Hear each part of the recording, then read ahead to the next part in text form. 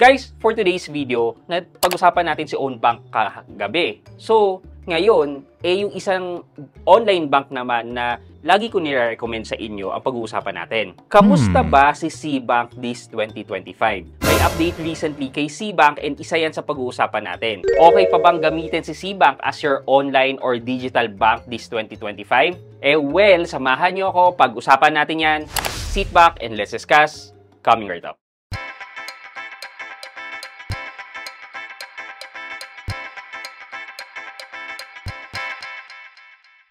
Hi guys, this is Pat and you're in Pat Quintos Review TV. So if you're new to my channel, I do reviews about personal finance na meron akong experience or meron akong knowledge na ginawa ko na ng videos and playlist na makikita nyo dito sa taas. At kung bago ka dito sa channel ko, you may want to consider subscribing to my channel. Okay guys, so SeaBank 2025 and ano yung latest update? Well actually, pagkatapos ko ma-shoot yung video na ilalabas ko ngayong gabi, bigla nagkaroon ng update si SeaBank about their interest rate. So, before we head over dun sa question na okay pa ba si SeaBank, pag-usapan muna natin yung recent update na nangyari kay SeaBank that will be implemented this January 9. So, ito na po siya. Basahin po natin. Adjustment of saving account interest rate. Starting January 9, 2025, account balances up to 400,000 pesos will now earn 4% per annum interest rate. Any amount in excess of 400,000 will still earn 3% per annum interest rate. Withholding tax still applies. So guys, coming from 6% going down to 4.5%, and then just last quarter of 2024, it went down to 4.25%. And right now, 4% na lang. Di ko alam kung ano yung magiging reaction nyo dito. But yeah, nakakalungkot isipin na pababa na talaga ang interest rate na ino-offer ng mga online and digital banks natin. However guys, please note that itong matataas na interest rate na nakukuha natin, they are just promotional interest. This is their own way of getting people na gamitin ang service nila.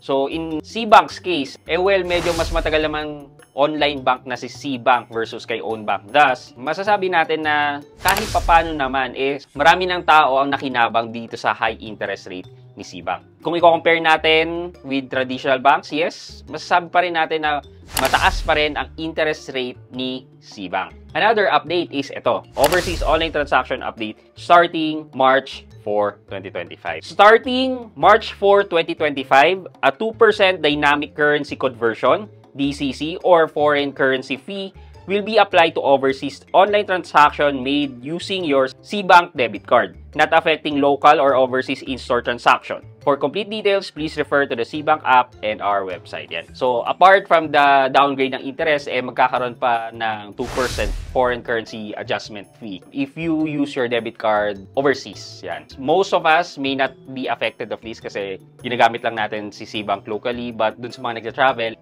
malaking charges na rin yung 2%. Now na nalaman na natin yung dalawang news about SeaBank, the question now is banking with SeaBank is still okay this 2025? Actually, it would really depend sa inyo. Here are the advantage na nakikita ko kung bakit okay pa rin naman mag-bank kay SeaBank. Number one is 4% interest rate is still high enough. Kung i-compare mo siya kay Maya Bank without doing anything or the base interest of Maya Bank is 3.5%.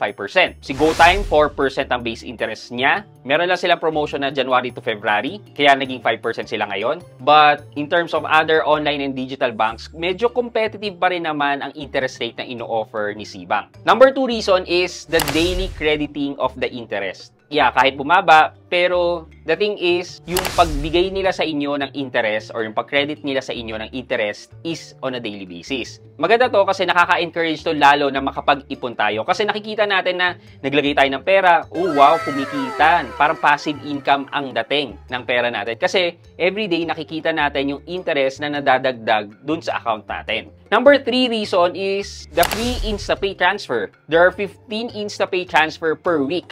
And para sa akin guys, it's more than enough. Hindi ko nauubos itong 15 InstaPay transfer na to. So, ibig sabihin lang nito is mas makakatipid ka in terms of bank transfers. Ito, just to share guys, yung sa akin, may nakalagay kasi dito with SeaBank kung how much you are already saving in terms of bank transfer. Ito sa akin, you saved 6,240 in transfer fees. So, dyan pa lang is nakatipid na ako kahit papano. So kung i-compare mo si SeaBank with other banks like Maya merong InstaPay charges, o di ba? With other online digital banks, si Como may bayad ng 8 pesos, BPI, it's 25 pesos. So kahit papano, having 15 free bank transfer per week yan hindi yan per month, well, it's more than enough. Fourth reason ko kung bakit okay pa rin mag-bank kay SeaBank is their continuous promotion, the cashback. Laki ng katipiran dito guys, yung cashback, kasi magbabayad ka na lang, may babalik pa sa yung cashback.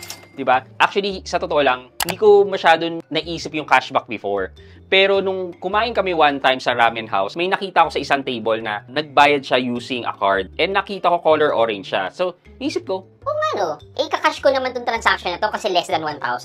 Pero kahit papano, may tipid din ako kahit piso or 2 piso sa transaction na to. So, bakit hindi ko nga ba gamitin yung card ko to pay yung bill ko dun sa restaurant? So, instead na nag-cash ako, well, ginamit ko na lang yung ATM card ni SeaBank para pambayad. And yun, nagkaroon pa ako ng 2 pisong cashback. Diba? Itong mga cashback na to, pag naipon to, well, up to 1,000 pesos yung matitipid mo sa isang buwan. Hindi lang naman sa debit card yung promotion ni SeaBank. When you pay also using QR or virtual debit card, well, nakaka-earn din kayo ng cashback. Another promotion na isa sa kinagustuhan ko dito kay SeaBank is yung pag magbabayad ka ng credit card bills, may rebate na 50 pesos. O, diba? Given na, yes, bumaba ng interest rate ni SeaBank, pero other benefits, well, okay na okay pa namang gamitin. Additionally, guys, when you are using your SeaBank account, building a relationship with SeaBank, well, nakikita yan and nanonotice yan ni SeaBank. And it may open up doors for loan service na katulad ni SeaBank Credit.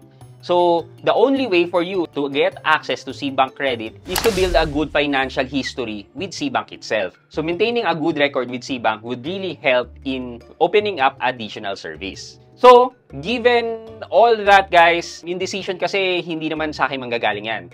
Nasa sa inyo pa rin yan. Kung yung hinahanap nyong mga benefits, swak dito kay SeaBank, why not, diba? Use and bank with SeaBank. Pero kung sa tingin nyo, medyo meron kayong ibang bank na magagamit na mas maganda pa kay SeaBank, well, wala namang pumipilit po sa inyo. Just in case lang na gusto nyo pa rin gumamit ng SeaBank, well, you can use my referral code PATQUINTO in creating your SeaBank account. Maglagay lang po kayo ng 1,000 pesos and let it stay there for 3 days, magkakaroon po kayo ng 50 pesos na reward. O, diba? Nag-create lang kayo ng SeaBank account, nag-verify kayo at naglagay kayo ng 1,000 pesos for 3 days, nagkaroon pa kayo kaagad ng 50 pesos. Diba? For our question of the day, sa tingin nyo ba maraming aalis dito kay SeaBank dahil sa pagliit ng interest rate ng savings account ni SeaBank? Ito lang ba talaga ang nakikitang driving factor para magstay kayo kay SeaBank? Well, let me know sa comment section sa baba at may chance kayong manalo ng 1,000 pesos sa ating weekly GCash giveaway. Yun lamang po for today's video, but before we end this video, mag-shoutout po muna tayo at shoutout kay at Dunhill Stain Vills 3906. Pa-shoutout sa next video mo, Lods. Ayan. At Dunhill Stain Vills 3906, shoutout po sa inyo. Maraming salamat sa panonood at pagsuporta ng aking mga videos. Thank you so much. I hope you like this video, leave a thumbs up, and if not, wala nang problema dyan, but continue to support me by subscribing to my channel by clicking the subscribe button and also the bell button sa tabi ng subscribe para makareceive kayo ng latest notification sa lahat ng upload ko. Again guys, this is Pat Quinto, and you're in Pat Quinto's Review TV. Bye-bye!